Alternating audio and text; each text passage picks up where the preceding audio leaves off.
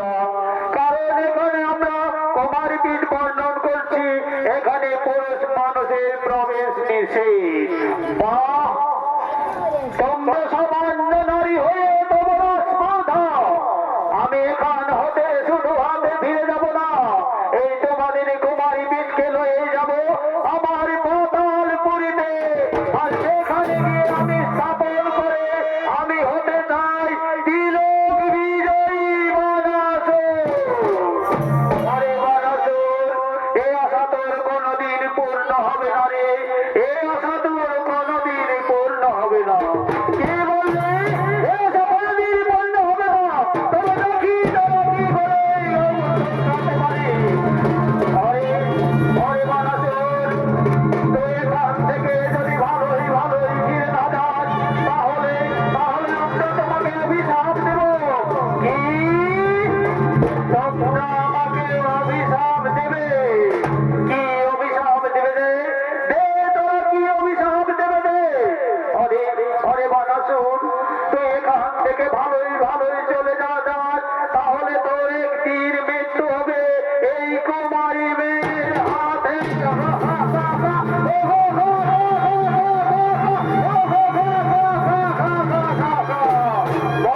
তোমরা আমাকে অভিশাপ দিলে? কোথায় কোথায় আমার মন্ত্রী সেনাপতি সাইনাগণ? তোরা ছুটে এসো তাড়াতাড়ি আমার সম্মুখে। আরে আরে বানাসুর, অসুর কুলাঙ্গার, তুই চিনতে পারলি না নারী কি? নারী হলো পৃথিবী, নারী হলো প্রকৃতি, নারী যে তোর মা। আর নারী যে কি জিনিস তুই আজ প্রাণ খুলে শুনে যা।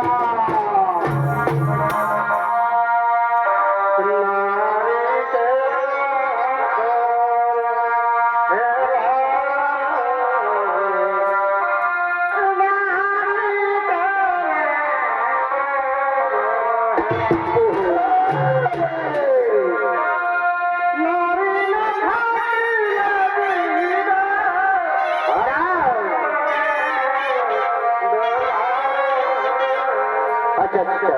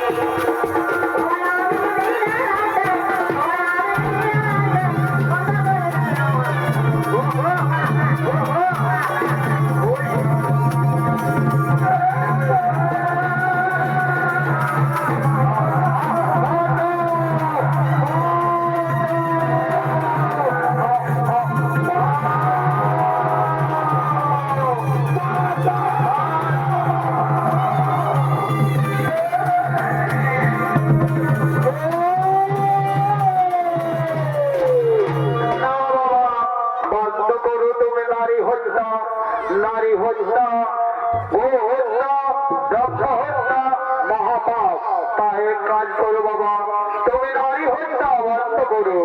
কে তুমি বৃদ্ধা? আমার শুভ কাজে এসে বাধা দিও না বাবা। আমি কেউ নই বাবা, এই রাস্তা দিয়ে যেতেছিলাম, কিন্তু দেখতে পেলাম তুমি নারী হত্যা করছো। তাই শোনো বাবা, নারী হত্যা বন্ধ করো বাবা, নারী হত্যা বন্ধ করো। না, আমি নারী হত্যা বন্ধ করবো না। এরা আমাকে অভিশাপ দিয়েছে, এরা বলেছে তোমার কুমারী নারীর হাতে নাকি মৃত্যু হবে। তাই এই পৃথিবীতে যত কুমারী মেয়ে আছে তাদের আমি একে একে বন্দি করে আমার বন্ধক কারাগারে আর আমি কারোর রেহাই দেব না। শোনো শোনো বাবা, যদি এরা তোমাকে অভিশাপ দিয়েছে কুমারী মেয়ের হাতে হবে তোমার মৃত্যু, তবে তুমি এক কাজ করো বাবা, এই পৃথিবীতে যত কুমারী নারী আছে তাদের তুমি একে একে বিবাহ করো আর এদের সতীত্ব নষ্ট করে দাও। হ্যাঁ হ্যাঁ, ঠিক বলেছো বৃদ্ধা, আমি তাই করব, আমি তাই করব। এই পৃথিবীতে যত কুমারী নারী আছে তাদেরকে একে একে বন্দি করবো অন্ধকার কারাগারে আর এদের আমি সকলকে বিবাহ করব।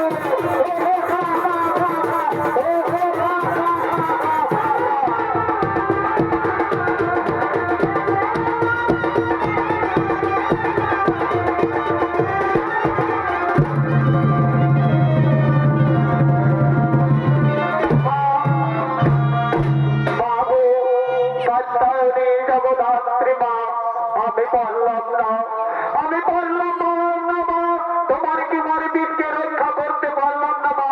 তাই ভগবানা ভবানী তুমি কোথায় আছো?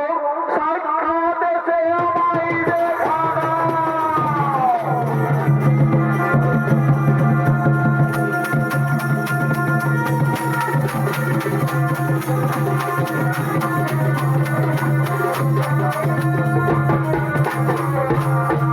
একই ভৈরব, অসময়ে কেন আমায় করেছো আহ্বান?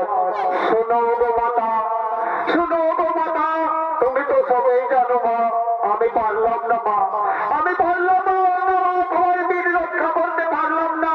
সেই পাতালের রাজা বানসুর এসেছিল, সেই কুমারী বীরকে লয়ে গেছে পাতালপুরীতে আর সমস্ত নারীদিকে একে একে বন্দি করে রেখেছে অন্ধকার কারাগারে।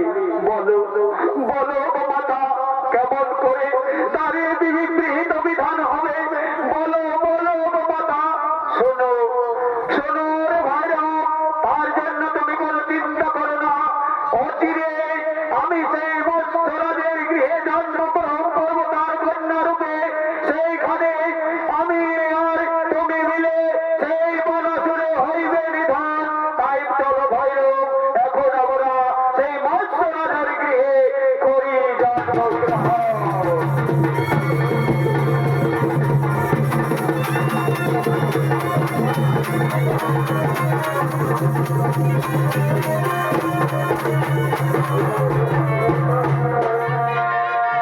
এদিকে আদ্যাশক্তি মহামায়া মৎস্যরাজের গৃহে তার কন্যা রূপে জন্মগ্রহণ করলো, ধীরে ধীরে বড় হলো এবং বিবাহযোগ্য হলো।